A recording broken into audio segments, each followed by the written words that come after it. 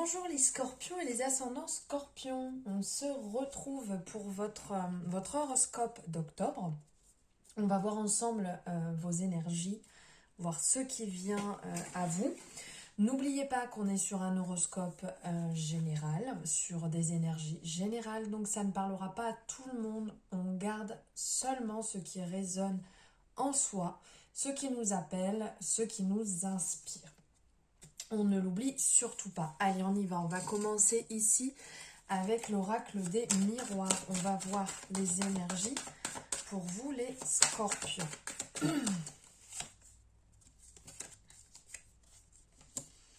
Alors ici, au niveau des énergies, la carte qui ressort, c'est l'énergie de la sexualité, du désir, de l'envie. On voit clairement deux personnes ici qui sont très proches, qui sont en train de se faire des câlins, voire même passer plus loin en termes d'actes. Donc ça va parler de sexualité, ça va parler aussi de racines, avec cette couleur rouge. Donc la couleur rouge va nous parler de l'amour, du désir, du partage, de l'envie, mais va aussi nous parler au niveau du chakra racine, d'être bien là où on est, d'être en accord avec soi-même, donc d'être en accord avec son partenaire, de faire attention là les scorpions sur cette période. On va vous dire pour certaines personnes que vous serez bien en accord avec votre partenaire, bien en accord avec votre sexualité, avec votre désir, avec ce partage, en fait, cette envie, cette flamme qu'on a à l'intérieur de vous, à l'intérieur de nous, pardon, vous serez bien en accord avec. Mais ça va aussi vous dire de faire attention à travailler justement votre place, là où vous êtes, là où vous vous sentez bien. Il y a peut-être un déséquilibre, ah mais ça c'est beau, excusez-moi, un déséquilibre actuel à travailler pour bien se repositionner, pour être bien là où on est.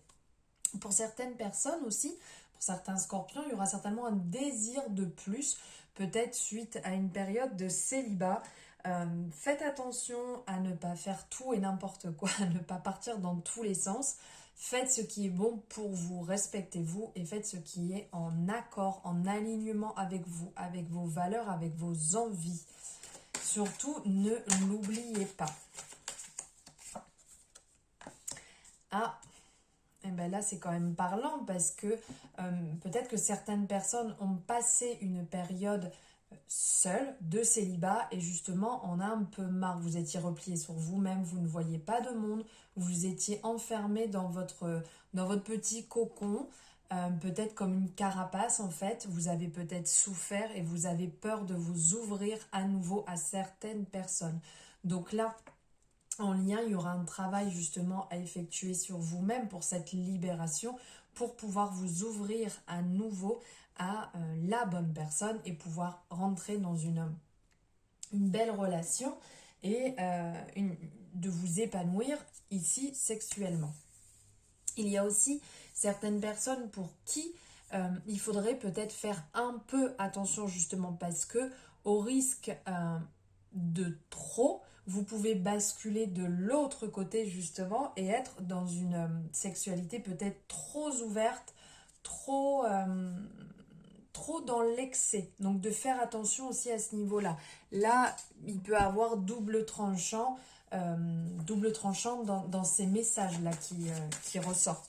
Faites attention aussi, sans parler en lien avec ces cartes-là, si on prend cette carte-là, de faire attention à pas rester trop replié sur vous, sur cette période-là automnale qui arrive. Pour certaines personnes, vous avez peut-être trop tendance à vous enfermer, à rester seul, à pas vouloir aller vers le monde. Faites attention à ça, à pas trop vous replier sur vous-même et vous ouvrir quand même. Essayez au maximum de pouvoir sortir, de pouvoir vous ouvrir au monde, à l'extérieur. Effectivement, là on parle qu'il y a un travail à effectuer, qu'il ne faut pas rester dans cet engrenage de je n'ai pas envie de voir du monde, je n'ai pas envie de partager, j'ai envie de rester seule. On a le droit de partager des périodes comme ça, c'est ok, il n'y a pas de problème. Mais faites attention à ne pas tomber dans un excès.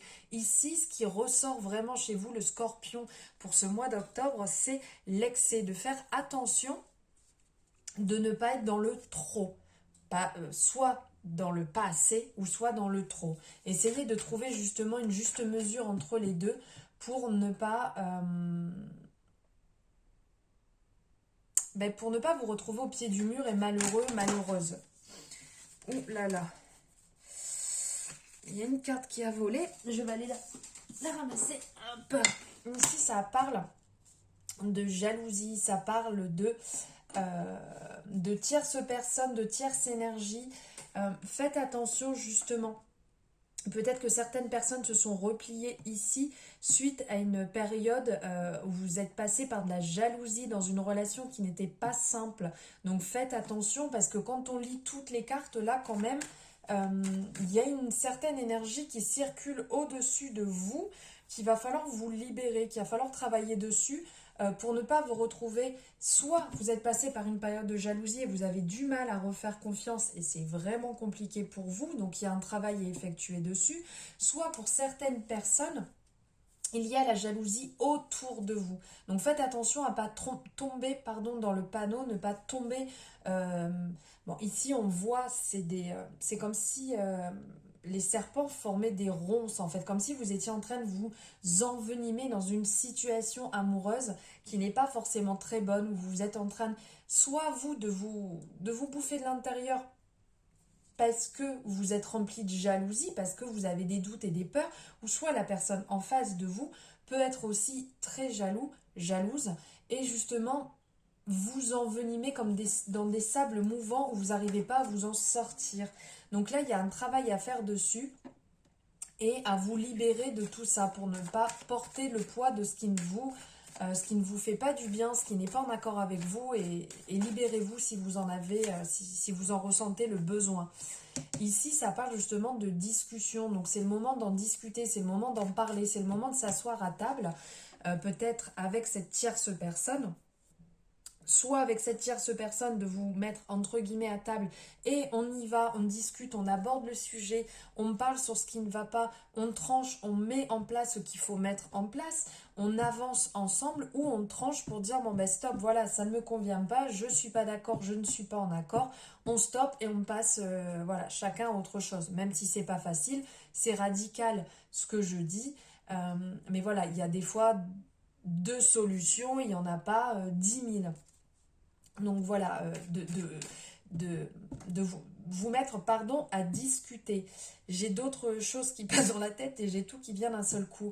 Ou aussi, pour certaines personnes, de vous mettre à table avec vous-même. Donc l'expression, hein, c'est voilà, d'être honnête avec vous-même et de vous dire les choses concrètement. Est-ce que cette relation est bonne pour moi? Est-ce que ce chemin est bon pour moi? Est-ce que je dois aller dans cette direction ou pas? De peser le pour et le contre et de trancher une bonne fois pour toutes plutôt que si je peux dire entre guillemets, je sais même plus le nom de cette expression, bouffer les seins, je crois. C'est horrible comme expression, c'est moche ce que je viens de dire, mais c'est ce qui me vient. Ici, on vous dit aussi que vous êtes bien accompagné, qu'autour de vous, il y a du monde qui vous fait du bien. On le voit ici avec ces personnes qui sont ensemble, qui sont heureux, qui sont joyeux d'être ensemble, d'être réunis. Le soleil brille sur cette relation. On voit aussi un chien et un chat ici qui sont heureux, qui se font des câlins. Donc je ressens quand même un univers autour de vous, qu'il y a des gens qui vous font du bien, que quand vous êtes avec certaines personnes, vous brillez, vous êtes lumineux, vous vous sentez vraiment bien, vous vous sentez apaisé. Voilà, donc continuez dans cet élan, voyez ces personnes, vous enfermez pas, si vous sentez que ça ne va pas, allez vers ces personnes qui vous font du bien, ces relations qui vous tirent vers le haut, qui vous font briller, qui vous donnent envie d'avancer. Ne restez pas cloîtrés, enfermés dans une situation qui ne vous correspond pas, les scorpions. Allez, on va voir ici avec le tarot de Marseille, les énergies pour vous, les scorpions et ascendants scorpions. Ah, le battleur. Le battleur, début de relation. commencement de projet, c'est ce que je vous dis, il va falloir trancher. Et le diable. Donc là, il va falloir trancher avec le battleur. Vous avez tout pour reprendre les choses dès le départ. Soit pour reprendre une nouvelle relation, soit commencer une nouvelle relation. Vous avez, comme on peut le voir, le battleur en fait a tous les instruments en main pour avancer, pour aller de l'avant, pour recommencer quelque chose. Il a le dynamisme, il a la jeunesse. Vous avez vraiment cette stabilité, cette possibilité d'aller de l'avant. Vous êtes infini. Vous êtes rempli, de niaque, de possibilités intérieures pour y aller, pour avancer, pour mettre le doigt sur ce qui va vous faire du bien et aller vers cette chance qui s'offre à vous. Et avec le diable, ici, ça parle vraiment de domination. Donc faites attention quand même à ne pas vouloir trop dominer les choses au point de vous oublier, au point de vous faire du mal ou de faire du mal à la personne avec qui vous êtes ou vice-versa. Vous pouvez vous libérer de cette force, vous pouvez vous libérer de cette manipulation qui peut être autour de vous, qui est malveillante et qui met vraiment le désordre. Faites attention à tous les excès, faites attention à essayer de pas trop contrôler les choses, à essayer de stabiliser les choses plutôt. Parce que ça peut vraiment être mauvais et négatif pour vous. Et maintenant, on va voir ici avec l'oracle des chakras. Je vous montre comme ça brièvement. On va voir un peu sur quoi il va falloir travailler au niveau de vos chakras sur le mois d'octobre, les scorpions et ascendants scorpions. Elle voulait sortir le mental. Et bien regardez ce que je vous disais de faire attention à le chakra du cœur.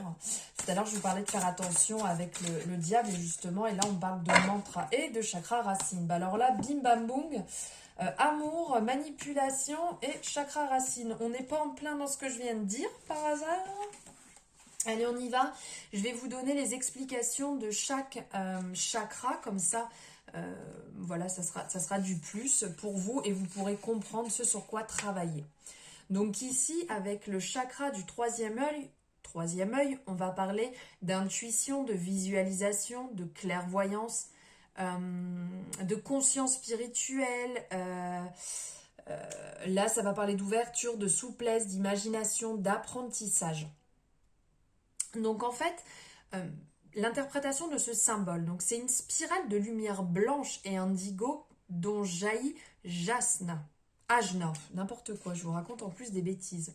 Ajna, symbole de notre troisième œil. 2 pétales de lotus blanc représentent l'esprit manifeste et l'esprit non manifeste. Comme nos 2 yeux et nos 2 hémisphères cérébraux, ils ne font qu'un si on les utilise en même temps et constituent un instrument aussi précis qu'un rayon laser. Ajna, l'œil unique mais qui voit tout, symbolise la non-dualité. Notre troisième œil nous permet d'observer le monde de manière harmonieuse et holistique, en alliant logique et imagination. Il nous aide à percevoir ce qui se trouve sur la surface des choses, au-delà de ce que voient nos yeux physiques. Ajna donne accès au royaume du divin. Il y a des affirmations liées à ce chakra que je vais vous lire. Je m'ouvre à mon intuition et à ma sagesse intérieure. J'élargis la vision que j'ai du possible. Je suis mon intuition car je lui fais confiance. Donc ici, en fait, ce qui va ressortir le message, c'est que votre mental est l'architecte de votre expérience. Il n'a pas de limite à ce qu'il peut créer. Cette carte, elle va vous encourager à prendre le temps de rêver. Rêver éveillé et tirer parti de votre imagination.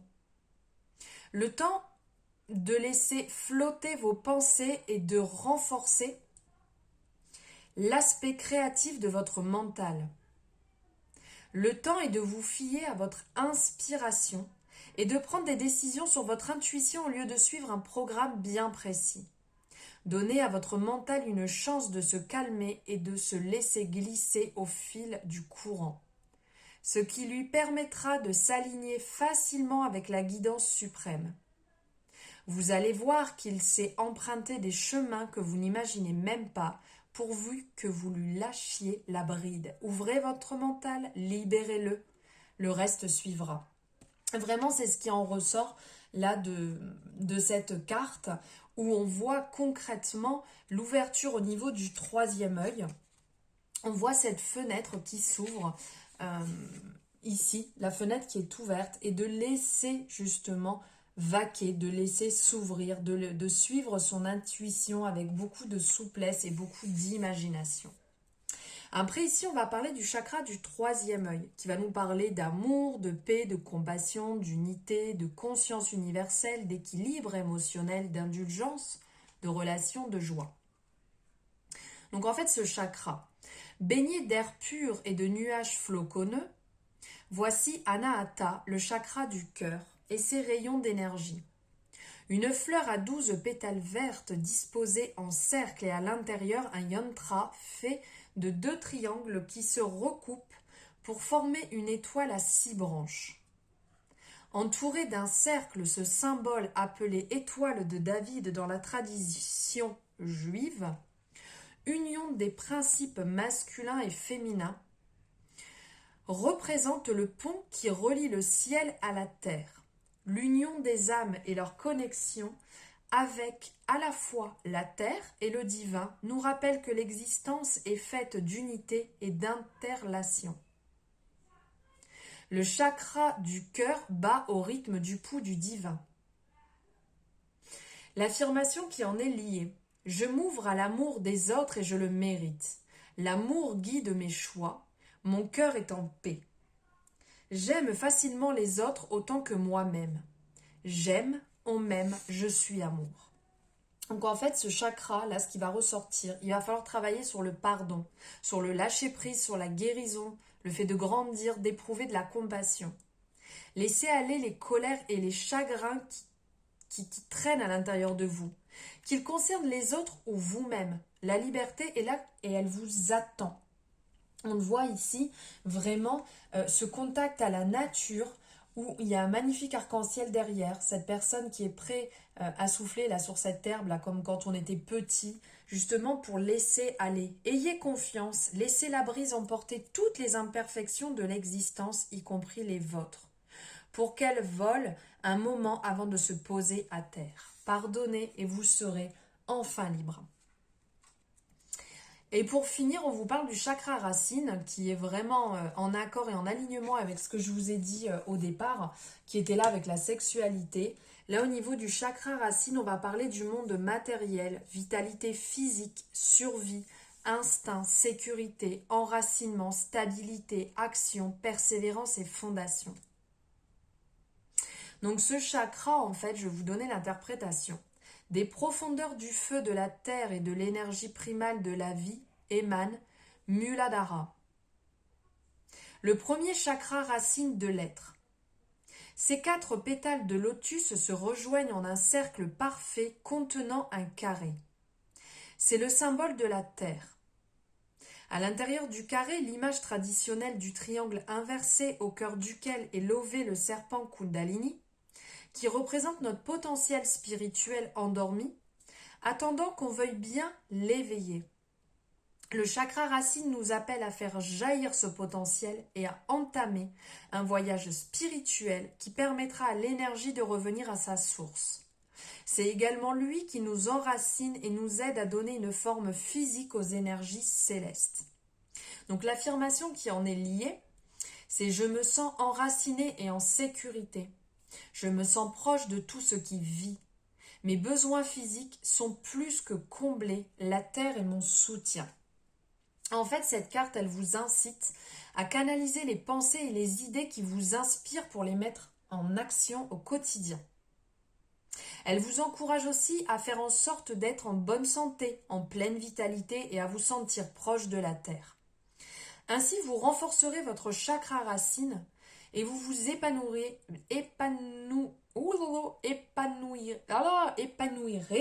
1, 2, 3, c'est compliqué, dans la vie au fur et à mesure des transformations successives, en suivant naturellement le rythme de la nature et des saisons.